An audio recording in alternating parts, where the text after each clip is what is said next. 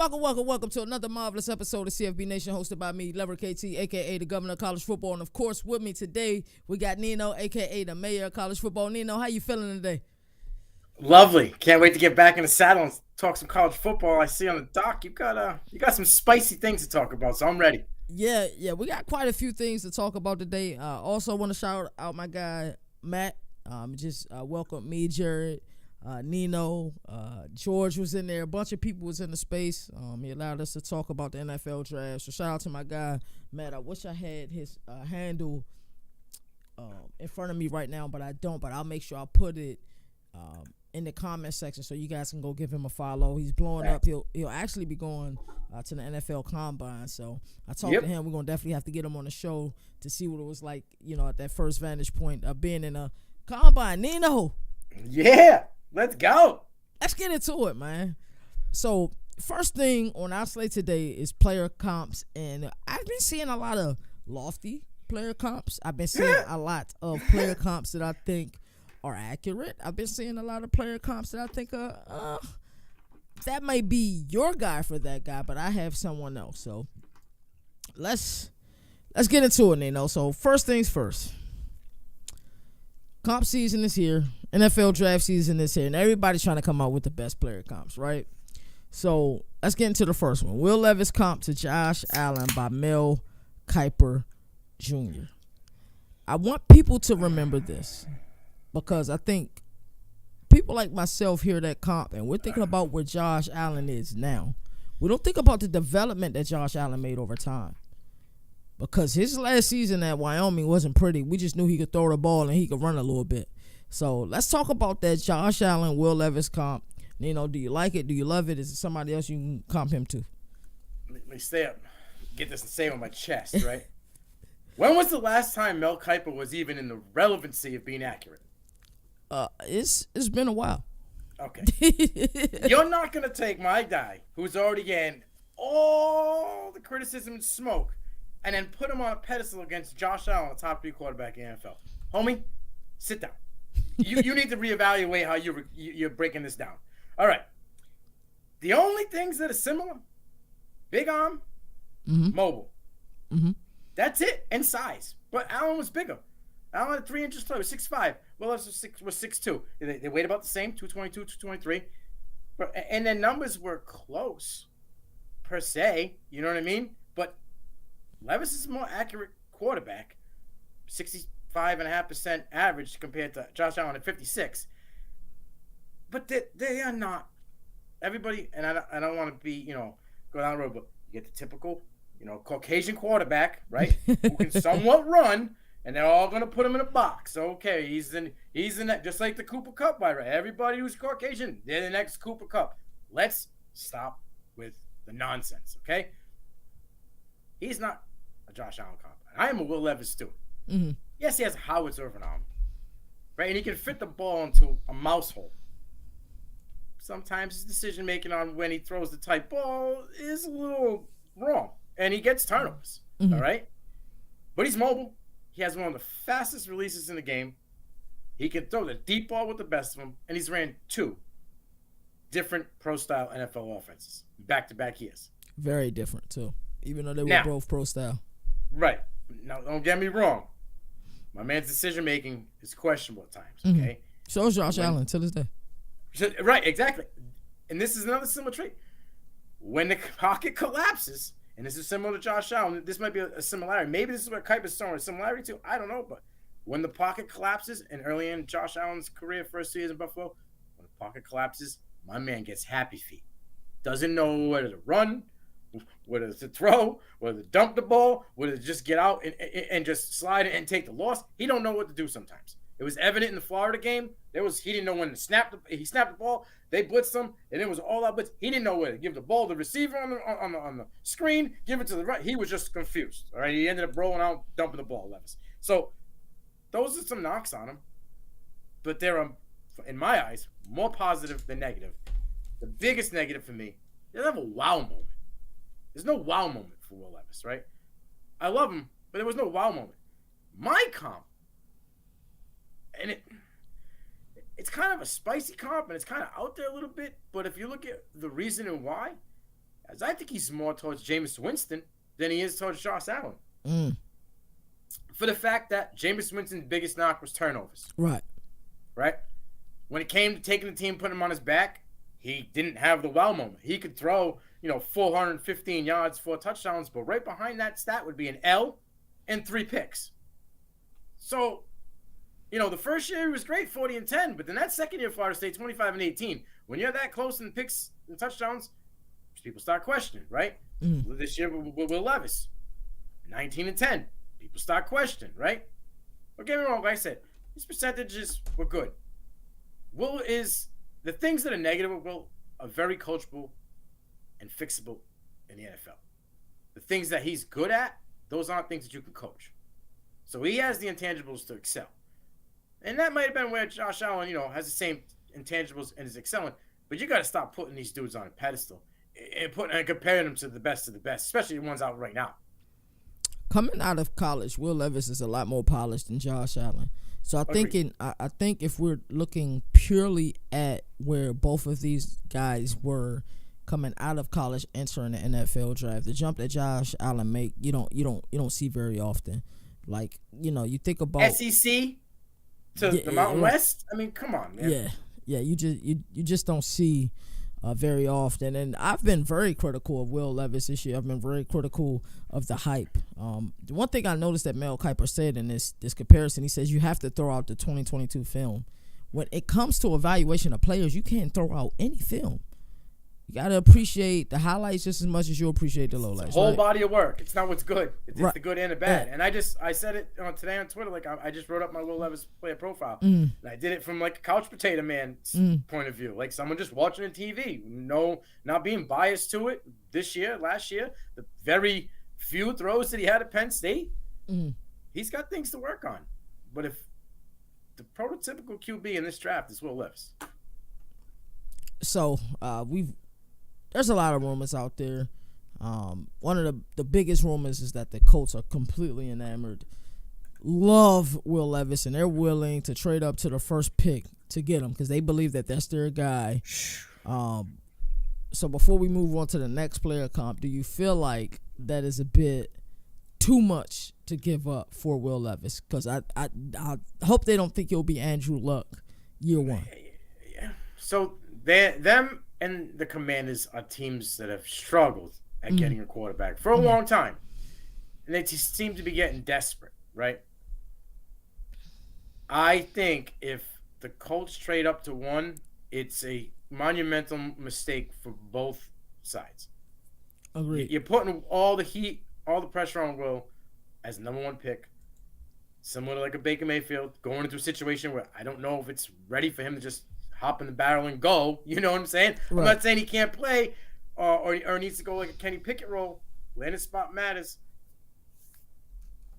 Yeah. See what happens. Right. I think it would be a monumental mistake if they traded it up to 1 to get him. I think he's going to be there where they are at. I honestly do. I don't.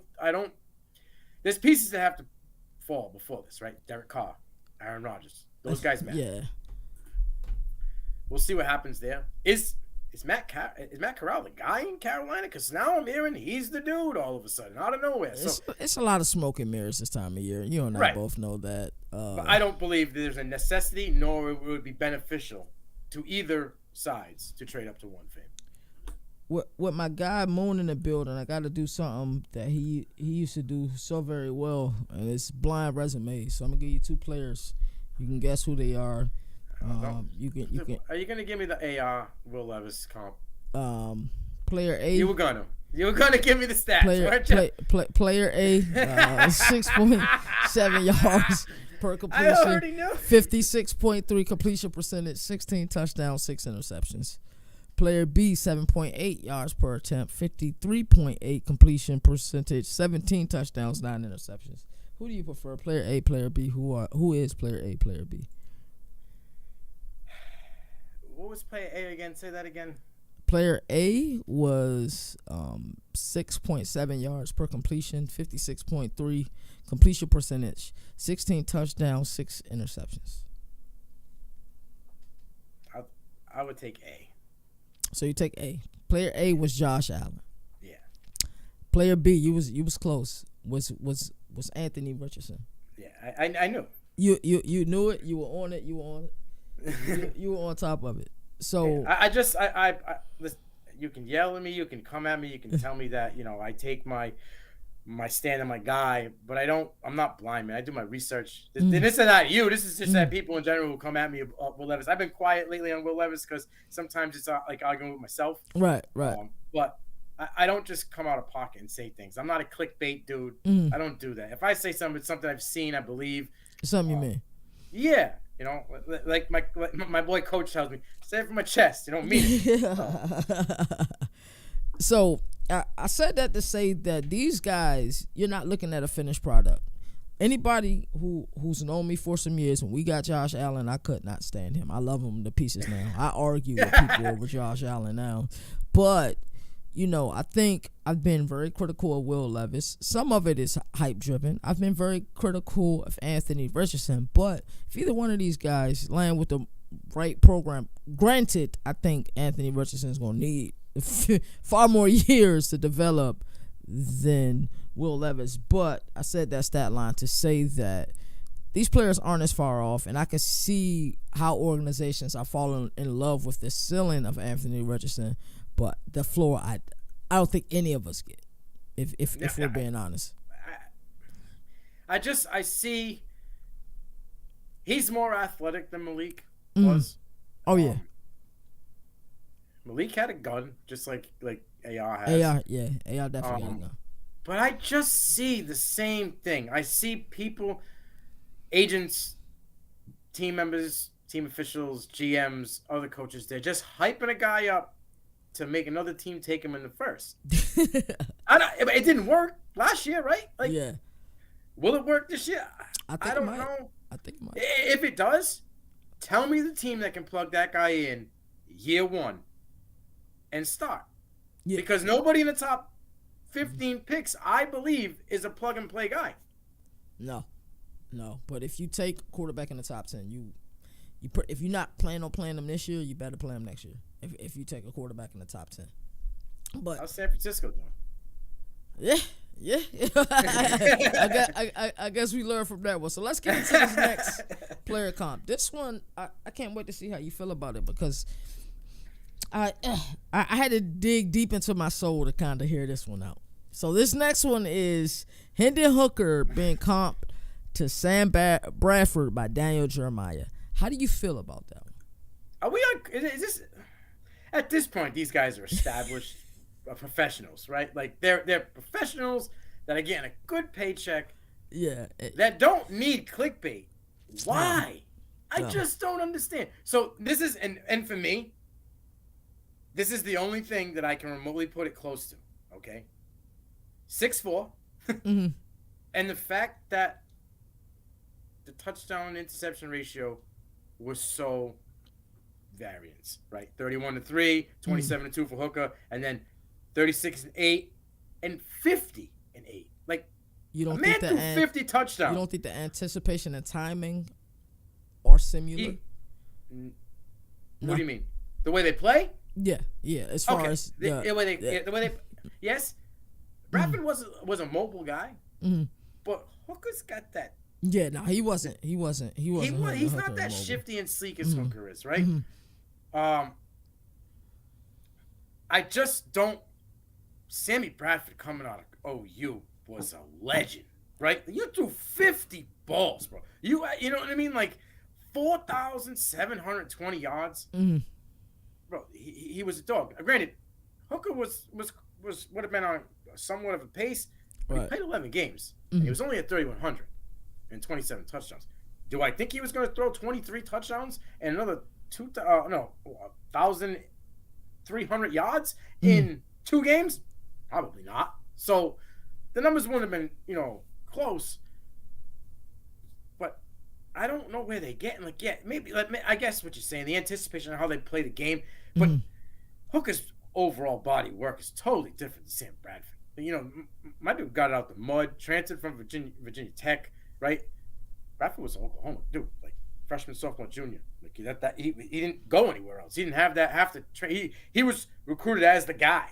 Came in and was the guy. As freshman year, threw for 70% completion, 3,100 yards, 36 touchdowns as a freshman. Like, how can they do that to a senior? Accurate. Yeah. So it's like, it's not apples, it's not a green and a red apple. This is apples and oranges here. Right. So, and I don't, personally, and I love Hendon Hooker, I just don't know if Hendon Hooker will have the same productive and excelled career in the NFL. Like, Sam Bradford was a dude, right? Yeah. Rams, he played well. He was. The injuries got the best of him after a while. But yeah, Sam Bradford, great college career, probably one of the greatest, if you look at the entire body of work, greatest careers that we've seen. So that is lofty. 8,000 yards in 2 years. That's lofty. That's lofty comp. That's a lofty comp right there. I respect Daniel Jeremiah. There's been a couple of things that he has said as of late, and we're just like, I can't wait for this next one. Yeah, I want to know what Todd McShay's deal is, because I need some of that, bro. Pass that Dutch. All right, so the next player comp, and I need everybody who's tuning in. Shout out to everybody who's watching the show right now. The next player comp is lofty. Sit back, go put your seatbelts on right goddamn now. Put your you know how sometimes I act stupid. Yeah, put your seatbelt on. Yeah. Hey, Todd McShay comped to Bryce Young. Wait for it. He comped him to Patty Mahomes. Nino, I know you got something to say. Go ahead, man. Where on any of this spectrum is he close to Patrick Mahomes? Like, he's Devonta Smith throwing a football. How do you put him as Patrick Mahomes? Right, ready for this? 162 career rush yards, 7 touchdowns with Bryce Young. 600 plus rush yards, 22 rushing touchdowns. How you the same? Come on, homie. Like, be real with yourself. Maybe because I average 8 yards per play, that's fine. That's cool if that's what you're going at. But, bro, you have got to be on that good. Your neighbor better be Snoop Dogg. If you're going to say a man that is 6 foot 194 soaking wet on a good day is Patrick Mahomes, two-time Super Bowl winning quarterback, 2-time Super Bowl MVP, been in the Super Bowl 3 times in 5 years. Like, come on, bro. Where is this coming from? You know what Bryce Young is? Bryce Young is if Kyler Murray and Jim McMahon had a baby. That's Bryce Young. All right? Come on. This is ridiculous. Hold on.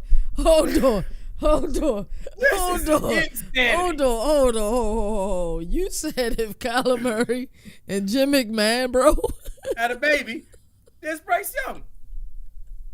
The Gucci. All right, let's talk about it. So, out of all 3 comps that we talked about, I think all of them were pretty damn lofty. Which one is the most accurate in your opinion?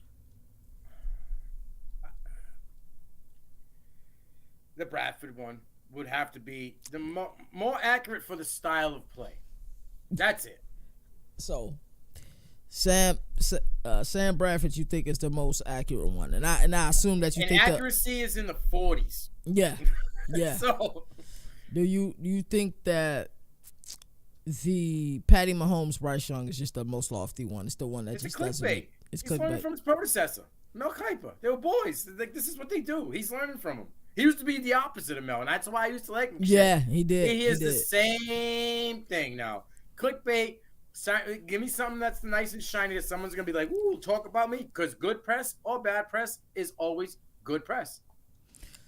Those are lofty.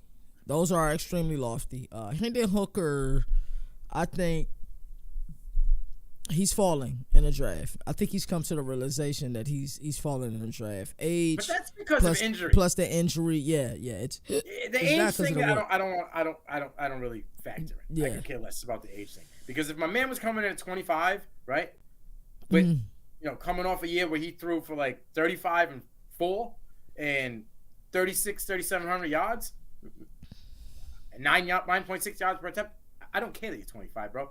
That means you're ready to go week 1. That's what that means. You know what I'm saying? So, nah, I'm not stressed about the age. The ACL, that's a little something that I worry. Like that. That's a different story. But the way medicine and science work nowadays, man, this guy, who knows? This guy could be good week 3. Give me one player comp before we move on to the next segment. One player comp that you have. It could be for any position. Give me a player comp. Oh, for any position, I'm gonna stick with my Will Levis, Jameis Winston comp. Will Levis, Jameis Winston. That was my comp that I put on my player profile. It just fits, right? Everything that they doubted in Winston, they doubt in Will, right? Yeah. You know what I mean? I just think that Will Levis has the far superior ceiling, and really because of work ethic. And that's not a shot at Jameis Winston. I just believe that Will Levis' work ethic will get him to wherever he wants to go. He's not afraid to put the work in. No, he's ready to work. And if you think, and my man is smart, right? He graduated with top of his class. He's 3-point-something GPA. He knows what he's doing. He's not a dummy. All right, but just real quick, and you look at the numbers, right? 66% completion over his career at Florida State for Jameis Winston, my boy, and Kentucky, 65.6. All right, it's not bad at all. So like they're in the same boat. Like Winston threw for far more yards, but Winston also had the same coordinator back-to-back years. The system was the same, right? My man lost his dude, and everybody would say, "Oh, Wan'Dale Robinson made Will Levis." Nah, bro, it didn't happen like that. No. Yes, he benefited from having Wan'Dale Robinson, but where was Wan'Dale Robinson before Will Levis? Thank you. It's nowhere. It's hand in hand. Rich man, I'm so not tired of the twisted narrative just to make it work for that scenario. That's the world we live in. Yeah, I know. Let's talk about some of these coordinator signings. Let's do it.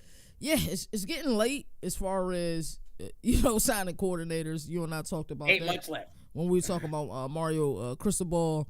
We've had over 105 coordinator signings, and for these last two to be 104th and 105th has me a little worried. But nonetheless, we want to talk to him. So Georgia promoted Mike Bobo. We know Monken has moved on. He's now with the Baltimore Ravens. Georgia promoted Bobo from offensive analyst to offensive coordinator to replace Monken. Like I said, so I'm a big fan of Mike Bobo. This is well documented. You know this. Moon knows this. Anybody that did CFB kickoff with knows this. And I tell a story every time I talk about Bobo. Bobo was at Colorado State as a head coach. 5 years. He was offered a raise. What man that's gonna turn down a raise, Nino? Not many. He said he didn't deserve a raise. He didn't. So he kept it real. He won 7 games and then continued to fall off every year after that. He did not deserve the raise, and he knew it. So boom, he kept it a buck. I don't know a lot of people that's going to do that. No, so, I commend him for that. I thought he was wrongfully fired by Auburn. How do you feel about that? Let's talk about it, please. Because we see this. He was fired at Auburn, right, in 21 because they were putting the 2014 Bobo in this box. Okay? But I got questions because he had Bo Nix, right? Bo Nix threw for 2,200 yards, 61%, 11 touchdowns, 3 picks, and only average. This is the bad stat. This is the one that jumped off the map. 7.4 yards per attempt. That's gross.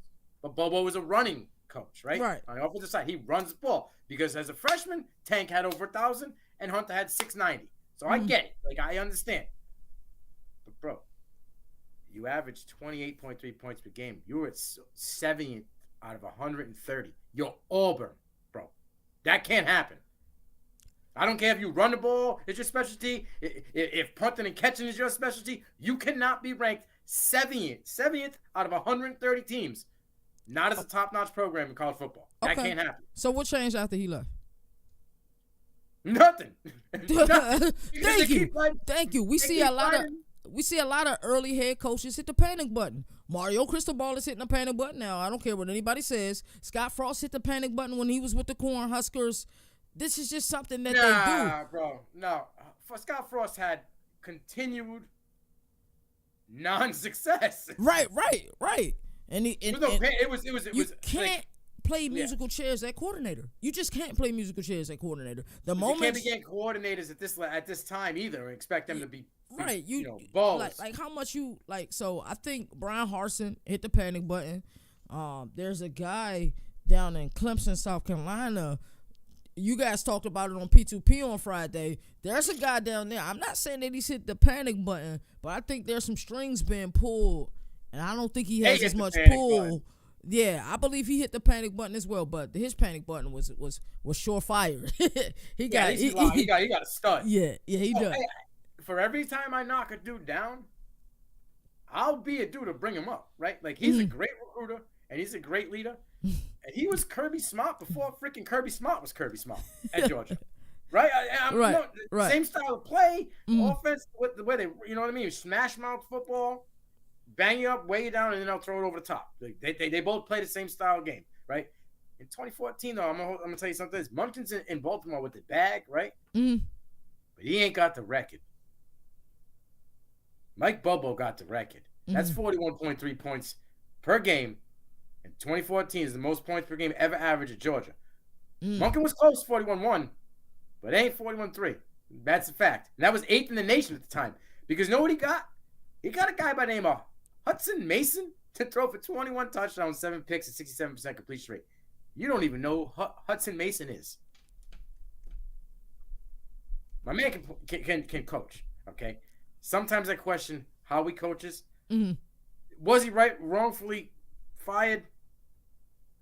That's a 51-49% question.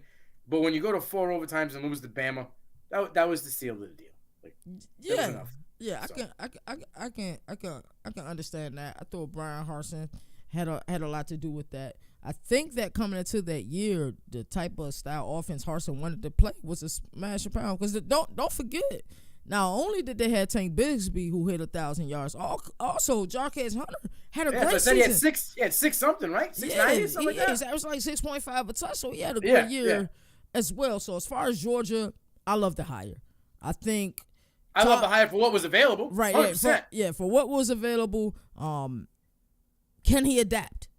That's the thing. He didn't adapt well down in Auburn. Yeah. He was able to be in that offensive analyst role last seson. I think 6 and 7, 3 and 5, man. Yeah. I think Munkin was able to get a lot out of skill position players. Other than Brock Bowers, who weren't highly touted. So let's talk about the other hire. Notre Dame. I got questions, man. they made an internal promotion. How do you feel about Gerard Parker? I don't know a lot about him, so you might have to educate me on that. I'll give you a little education. You want some education? Parker played wide receiver for my Wildcats in 2000, 2004, right? His real coaching career began at UT Martin from 2008 to 2010, and then in 2011 he got an actual positional coaching job. He was wide receivers coach for a couple of years at Marshall. In 2013, he took a job with the Boilermakers, where he began his relationship with Marcus Freeman. While at Purdue, he coached the tight ends from 2013 to 2014, and then wide receivers the following 2 years. But the whole time at Purdue, he was the run game coordinator. He doesn't do a bad job, but I'm gonna name. I got 3 names, and I want to know how he beat these guys out. Sean Lewis from Colorado, Colin Klein from Kansas State. Yo, that's the one right Andy there. Ludwig from Utah. How do you beat out Ludwig and Colin Klein? Like, I don't understand. You were a tight end coach. I don't get it either. I heard the guy in Utah got cold feet though. I heard he I heard he wanted to leave Salt Lake City, but then I heard he got cold feet. I don't know if it was cold feet or the bag wasn't heavy enough. Because for you to take him out of a scenario of Utah this late in the year, where you're taking away from Cam Rising, in the Pac-12 with all those teams where if you can win and be in the top 3, you got a chance. Now you better be giving these dudes the bag.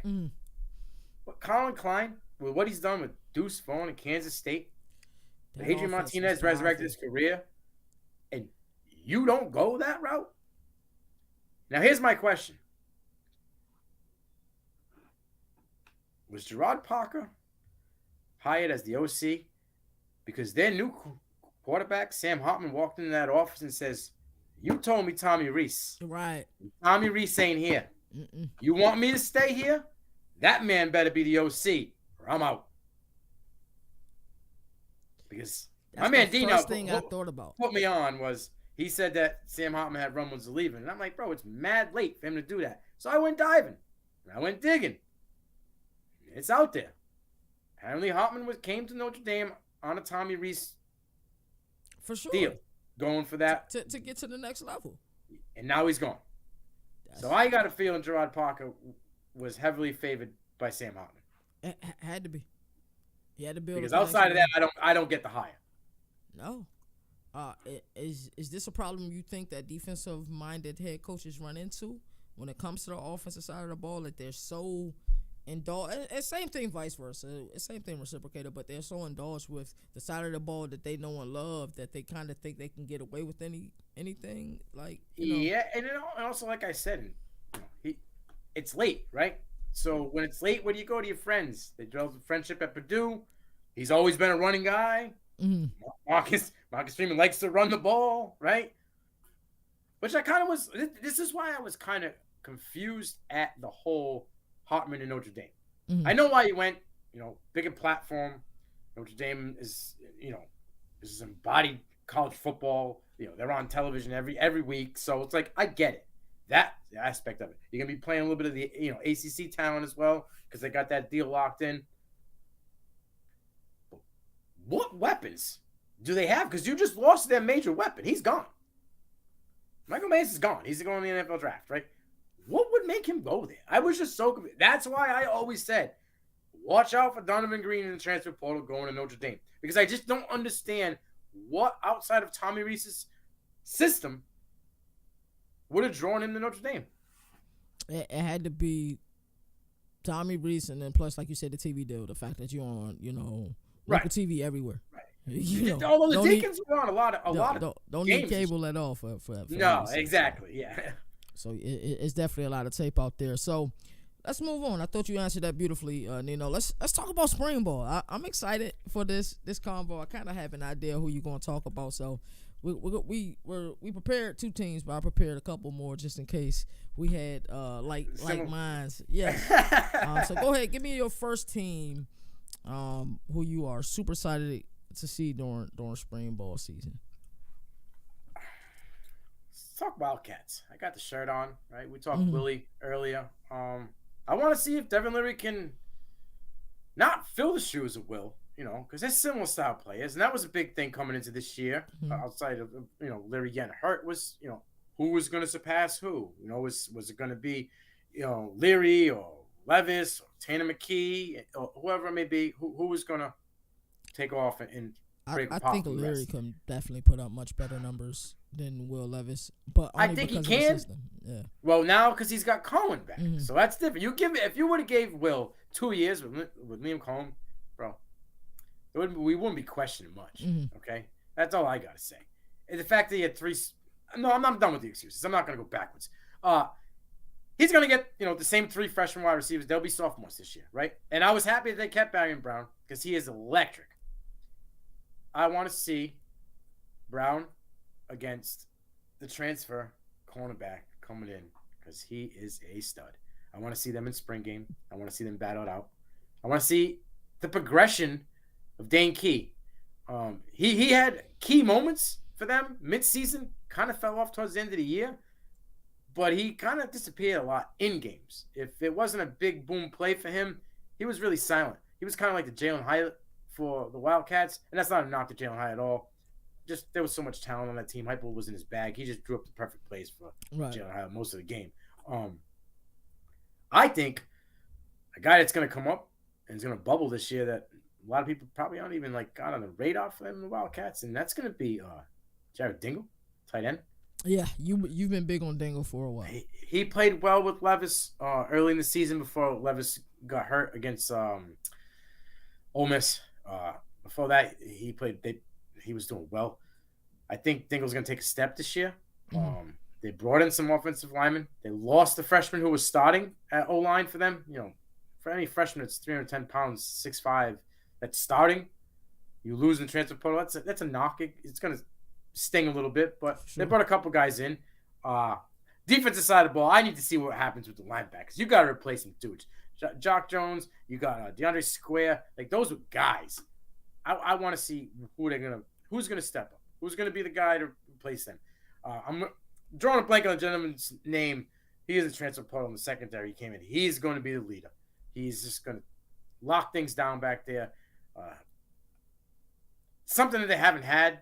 They lost Keon Smith to the draft this year, who was great at the Senior Bowl. Mm-hmm. I think this kid's going to be a good replacement, but I think the talent, I think he's a 4-star coming in, is just a little bit higher than Smith at a starting level. So I think there's a lot of positives. And obviously, the main thing is Leary. Also, Ramon Davis, bro. He's gone. Yeah. I mean, he's in. C-Rod's gone. So, like, what are we gonna do? Who's gonna tote the rock? Who's gonna be the guy?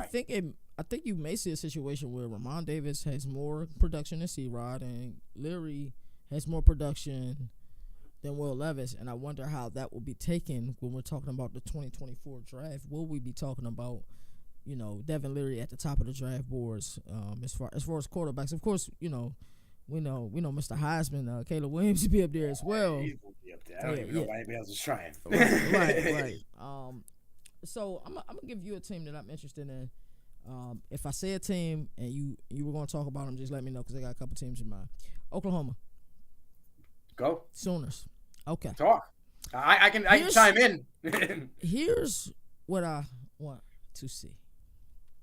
So we know there's this kid coming in at quarterback by the name of Jackson Arnold, and he's supposed to be the guy. Mm-hmm. Both Nino had predicted that he will be the guy at some point this season. But I'm here to tell you that Dylan M.F. Gabriel is not going to get that spot up easy. So that's what I want to see during the spring ball. I want to see how both of these guys play, because everything that you do, Norman, all you do with Norman is play football, bro. That's it. Everything will be scrutinized. Every throw, every mechanic, any plays that Jackson Arnold will be able to make outside of the pocket that Dylan Gabriel probably can't make. All of that is going to be all inclusive, and I'm ready. Any messy situation at quarterback, I'm ready for it. I'm ready to see it. Can I throw my 2 cents in? Yeah, go ahead. You hit that on the head. Like the quarterback thing, you're right on. Like except for the fact that you got you planted your flag, so I'm gonna let you stay on that hill. That's fine. I respect that. It's like I planted my Levis flag, so I stayed it. Anybody who takes their flag out, I got no respect for. Right, for sure. But I want to see in the backfield. Right, Javonte Barnes is getting the rock. Gray's gone, so he's gonna be the starter. They got a gentleman, and this is before me and Boomer were even like in the show. I was about this kid. And that's Gavin Sawchuk. My man got gas. Okay, he got wheels. He's shifty, twitchy, whatever you want to call it. He can move. He can break tackles. And he got a little sample of that in the bowl game right there. He took off in the second half and was shown out. So I want to see the spring game. Can Bonds lock this down? Because he couldn't take carries away from Gray, really, unless Gray got dinged up. No. But can he fight off Sawchuk? Because Sawchuk is that dude, man. I mean, hey, Oklahoma is not afraid of a firm. They're not afraid of a running back by committee. But like you said, it was hard for him to get them carries from Eric Gray last year. Go ahead, shoot your next team. I can't wait to see where you go next, because I know you're going to choose one of the teams I have, which I'm cool with because I got to back up. I'm like this, so I'm like, I can go west or I can stay home. Do your thug this one, man. I gotta go west. We gotta go west, right? Let's talk Oregon. Let's go to Eugene. Let's go. Deontay Thompson left. Wide receiver's gone, right? Wish him the best, but you just opened the door for Jurion Dickey, baby. Let's go, bro. He is him. Okay? Yes, if you don't know who he is and you never heard of him before, go to YouTube, type in his name, and get your popcorn and be wild. Because my man gets busy. He is. You want to talk about twitchy? And I don't mean this in any disrespect. He like epilepsy out there. He twitching and shake. He shake everybody out there. He is dirty. People love Zachariah Branch. Bro, Dickey and him battled it out for top wide receiver coming in this class. They are dudes. All right? You know how I feel about Bowie. Heisman talk, right? It's going to start. Kane is able. What they say in the program? Kane is able. Listen, When in Rome, my friends, right? Yeah. Do Yeah. like the Romans do. When in Eugene, you quack like a duck, mofo. Let's go. So it's time, right? I watched the interview. It was Bo, Mariota, Joey Harrington. Really? Shout out to Joe Harrison. Joe Harrington. Hey, shout out to Zach, right? Who we had on the show from we did Zach Talk on T2T. Bro, Zach does a show with Joey Harrington for really Locked On Oregon Ducks. Yeah, shout out Zach. Salute, man. Doing his thing, grinding. What was that NCAA 03 that Joey Harrington was on? It was something like that. When he owned the Times Square for like 7 months. It was everywhere. Yeah, he was on the cover of it. I forgot. He was a Nike child, bro. Wrong. Yes, he was a Nike child everywhere. He was in the all black Oregon Nike jersey too. That first one they ever dropped, the black with the, that shiny little shimmer on the helmet. But he was in the interview and they asked him what he's like. I just love it here. I love the atmosphere. I love just the fans. I love the way everything is. And we didn't get it done. And I got a sour taste in my mouth. And I want to come back and bring a championship, he said, to this team. Bro, that's what I want to hear. Like, he is so over all the Auburn nonsense. He is ready. I mean, if you didn't think he was last year, I thought he kind of proved that to everybody. If he stayed healthy, Oregon would have. I think my Ducks would have made a run. I got a question for you. So we seen in Auburn, his dad was just always running his mouth. That seemed to calm down in Eugene. Am I off? Am I wrong when I say that? Or no, it's 2 words. Dan Lanning, man. Damn. Respect is bro. different. Listen, I talked to DJ's dad, right? And he's gonna lay it out straight as it is. The respect level for Dan Lanning, right? Dave Ugalage, he told me the respect level for Dan and that coaching staff is A1. They are hard-nosed, but they tell it like it is. And their main goal is to make these gentlemen better men. Give them something for life. And then thirdly is football. And that's the way it should be, right? Like, they're trying to build it, they're trying to mold and groom young men. So there's a life after football.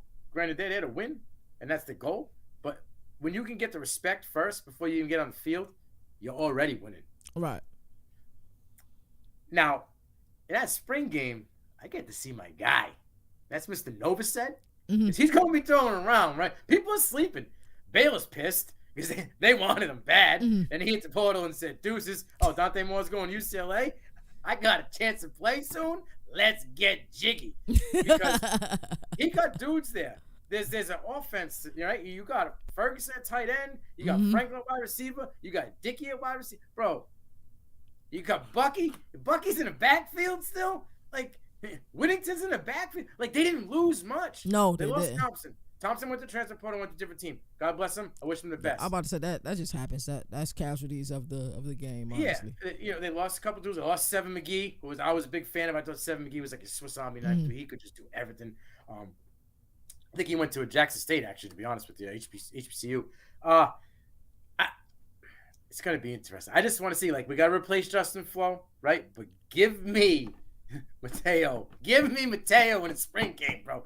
Give me this freak. He is a dude. And you got to play against your brother, who was a 4-star stud coming out of high school every day.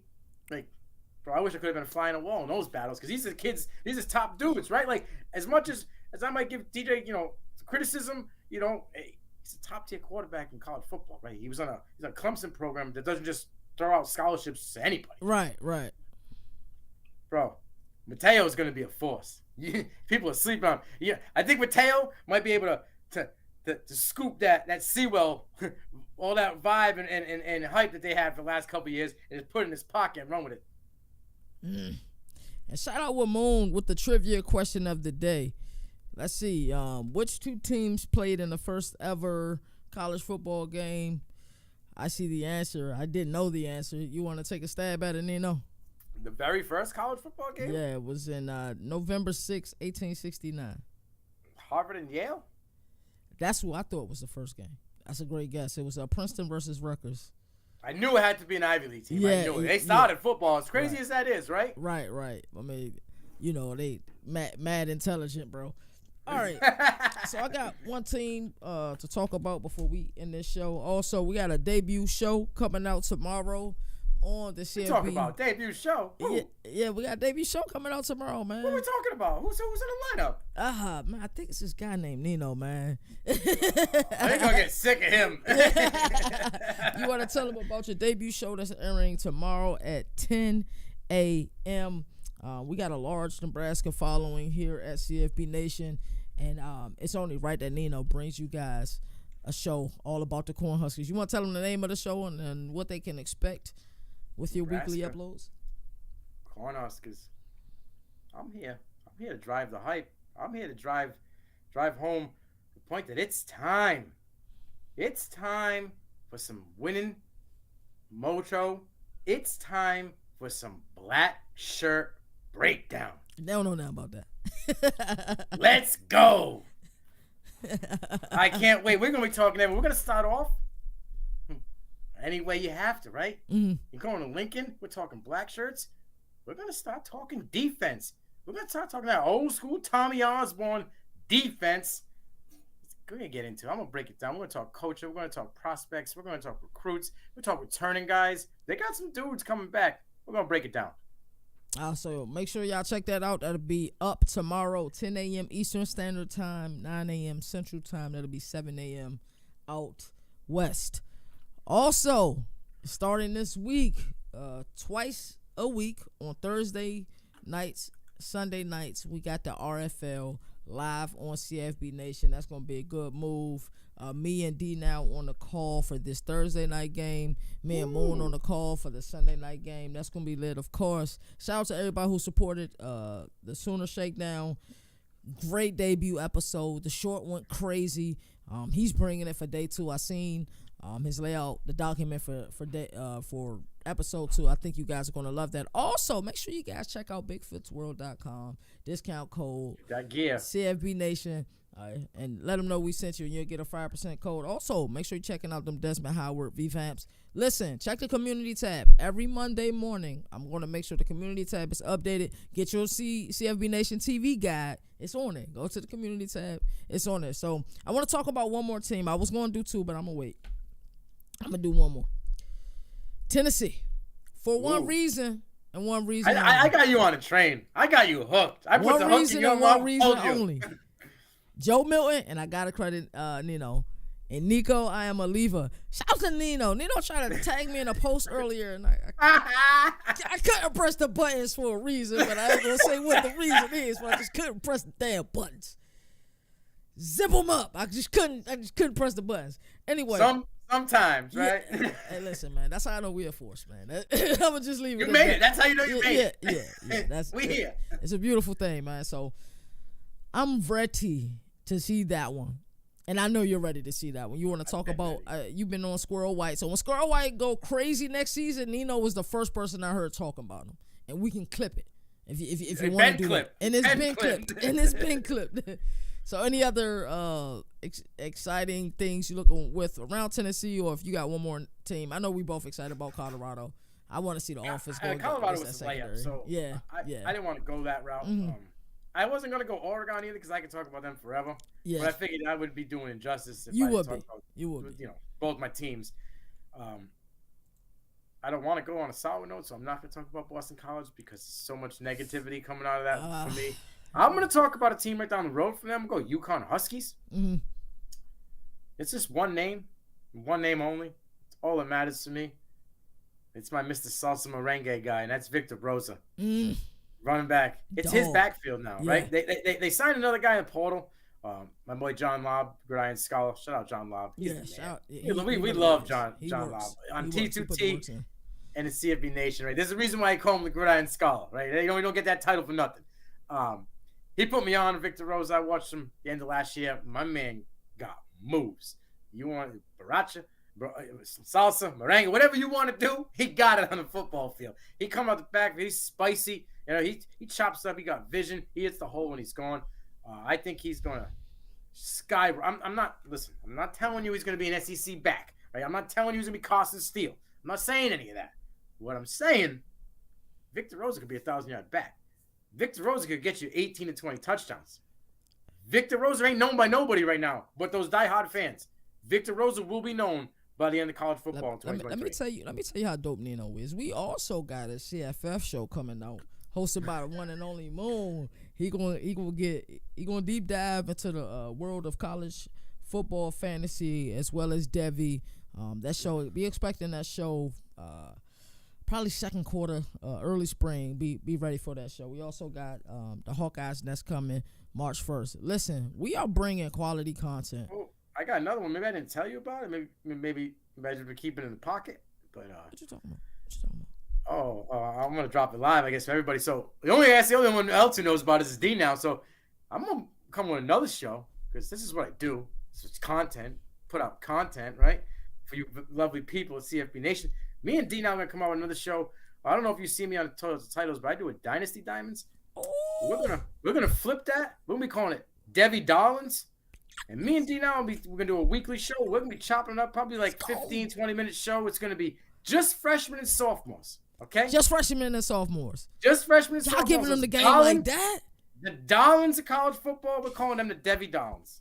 Let's go, dog. Make sure you guys go to toiletstotitles.com. I know Nino, I'm not sure if he released the article yet. I know he's releasing the article. D now has been doing a great job with the player positions. Also, coming up in March, we're going to be breaking down every team schedule, talking about where wins and losses can happen, give y'all some predictions. Also, y'all gonna see me and Nino go head to head on these positions. I remember last year I did my position rankings for wide receivers and running backs and spread like wildfire. I got a lot of hate, but I love it because I like who I like. I don't go by what anybody else do. I watch what I watch. I like what I watch. Yeah. I'm gonna do what I do. Ain't no sheep here. Nah. So me and Nino go head to head.